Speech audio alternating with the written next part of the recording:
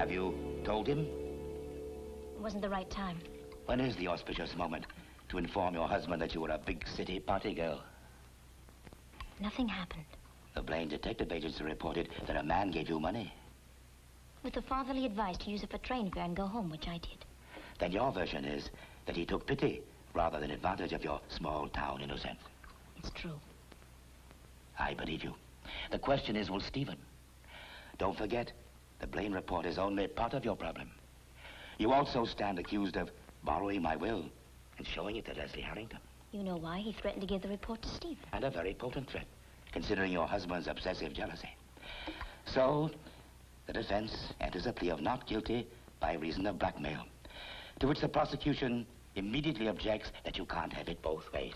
Stop it, you're toying with me. Stephen will argue that either the report is true and that you were Leslie Harrington's victim, or that it isn't. And I go that you were his accomplice. That you took my will to Leslie Harrington voluntarily and used the excuse of blackmail only because you were caught. Stephen knows how I feel about Leslie Harrington. Of course. You hate him. And why do you hate him? Because he destroyed your marriage to Rodney. And what are the provisions of my will? Come, Betty. You're not going to pretend that you didn't read it. I read the will. Oh? Of course you did. You knew that it had to concern you, for better or worse. So, here we have a document that makes you my principal heir, provided that you remarry Rodney. And that appoints Leslie Harrington administrator of my estate. If you reveal all this to Stephen, what would he think? You can't. But on the other hand, you can't pretend to him any more than you could pretend to me that you had that will in your possession and didn't read it. I can, and I did. Oh? Mr. Peyton, I'm not without talent. I'm a brilliant liar, very experienced. I learned at the feet of the master. Yourself. Thank you. You've declared war, but I'm in no mood to wave a flag of surrender. You've got a fight on your hands. I'm going to convince you to change your will once more. Change it back to where it was. Back to common sense. You're fighting me. Admirable. Ah, sit down, Stephen. Join us. I have a request to make. I'd like you to stop using my wife as an errand boy between yourself and Leslie Harrington. Why, of course, if it distresses you, my dear. But you might have come to me directly, rather than to your husband. Very well. I promise never to do it again. Satisfied, my boy? Thank you. I'll be upstairs. Betty, I'm surprised that Stephen didn't mention his source of information, Lee Webber. Stephen's usually only too ready to accuse Lee Webber of every petty crime under the sun and demand that I fire him instantly. Can't believe he'd accept the slander of his own wife in meek silence, unless he believed that Lee Webber wasn't lying. All right, break up my marriage. Go to Stephen and tell him everything. Tell him about your will, tell him about Harrington, tell him all of it. Betty, no. Stephen despises me, and properly so. If I go to him, he'll stiffen his spine. He'll hold your marriage together just to spite me. You see, it's up to you. It's your decision.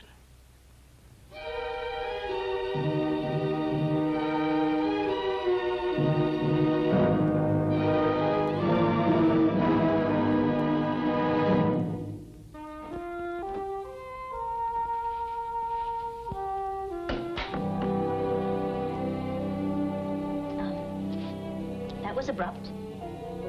Yes, it was. Well, I usually get a reassuring look or a kiss or something when you rush upstairs like that. Betty, don't try too hard. What do you mean? Well, whenever people make a big thing out of keeping up appearances, it always looks like they're hiding something behind them. I said looks. You heard your grandfather? Backed up your story. You went to Harrington on an errand for him. Now let's leave it at that, okay? I assumed you were going to make your grandfather get rid of Lee Webber.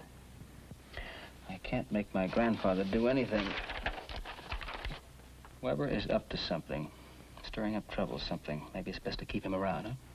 To keep an eye on him. In a way. That was your grandfather's excuse for hiring him. And in your own words, not a very good one.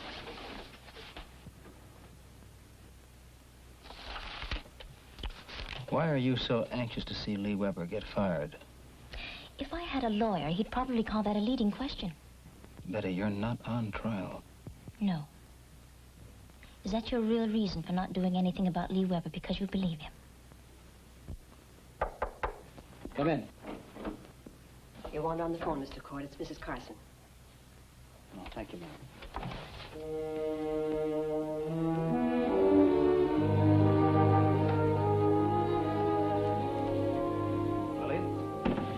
What the blazes kept you anyway? The scintillating conversation at the Peyton household? No, the conversation at the district attorney's house about your case. How long is it going to take to get me out of here? You'll be out tomorrow morning. Tomorrow morning? Elliot, you've been booked. You've got to be held for arraignment when court convenes in the morning, at which time the judge will set bail. You'll be released, not before. You mean to tell me that a man has to go through all this for a charge of simple assault and battery, a misdemeanor? Look, Elliot, you want to sit down for this? No, I don't want to sit down. You're not being charged on a simple misdemeanor. Jack Chandler signed papers charging you on 2 counts of aggravated assault, both felonies. How? I pass up a chance to charge Chandler with a misdemeanor, and yet he can charge me with a felony in the same fight? His injuries are more extensive than yours. Extensive injuries are grounds for charging assault with intent to do great bodily harm. That's a lie. He threw the first punch. He started the whole thing. The second count was assault with a deadly weapon. That's a lie. I never even saw a deadly weapon. Okay. Tell me exactly what happened. I tried to talk to the man. He struck me, and I defended myself, period. Did anyone witness this? Not as far as I know.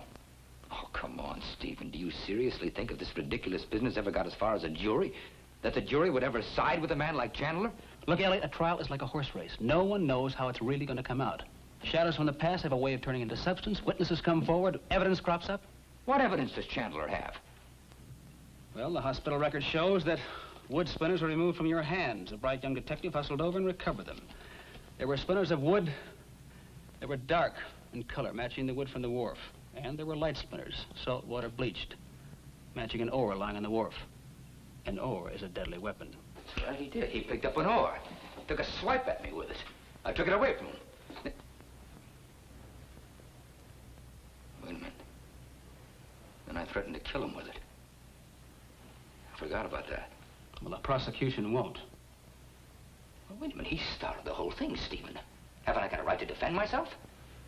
Elliot, even if we're able to prove that he started it, you were not necessarily entitled to put him in the hospital. Now, there may have been a point in the fight when you started winning, when Chandler could no longer harm you. If you went on from that point and beat him to a pulp, you just could be convicted of felonious assault, punishable from 1 to 12 years in the state prison. Do you want to sit down now?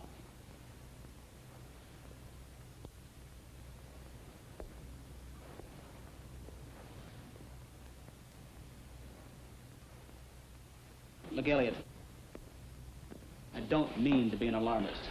I just want you to understand that this is not a problem we can solve by snapping our fingers. Now tell me what really happened. I went looking for Chandler. For what purpose? I don't know, maybe to kill him. Elliot, you swing from one extreme to another. I sure do. First of all, I promised my father that if I turn up any links between Chandler and Allison, I'll turn them directly over to the police. Then when I turn up the link, what do? I go looking for Chandler with blood in my eye. Isn't it reasonable to say you went to question him? Is it? Didn't I know he wouldn't open up? What did I really want, anyway, besides beating him into the ground and maybe under it? Connie warned me about it. Of what? About my temper. Something bugs me, I want to rip it to pieces. I just end up hurting Connie. I blow my top, and then she has to pay for it. Elliot, you're not the only man who's ever hurt his wife.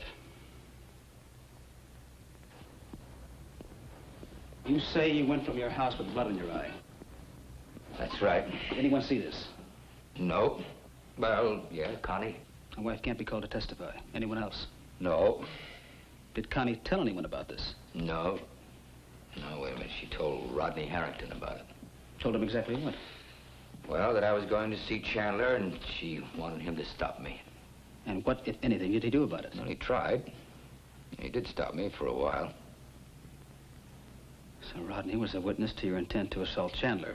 Right. Fine.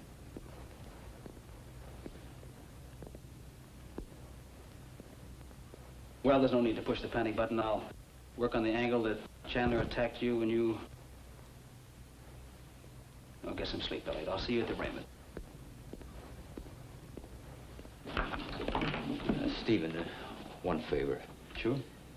Is there anything that can be done about getting me out of here tonight? There isn't. I don't want to spend the night in jail. I'm sorry, Elliot, no way. You won't even try? Look, Elliot, be reasonable. You're not some blushing innocent who doesn't know what the inside of a jail looks like. You've had the experience before. That's right, I have. I've had 18 years of it. I don't think I can stand another night. Well, you'll have to stand it. There's nothing that'll get you out of here until morning unless the building burns down. Can you understand that? Okay. Okay.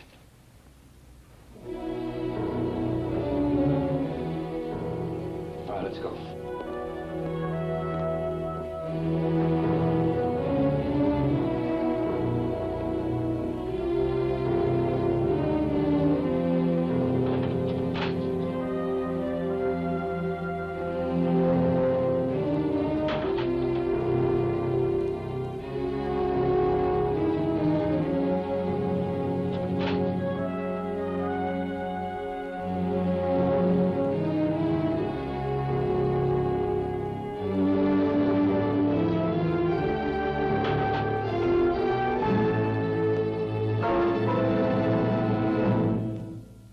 Continuing story of Peyton Place.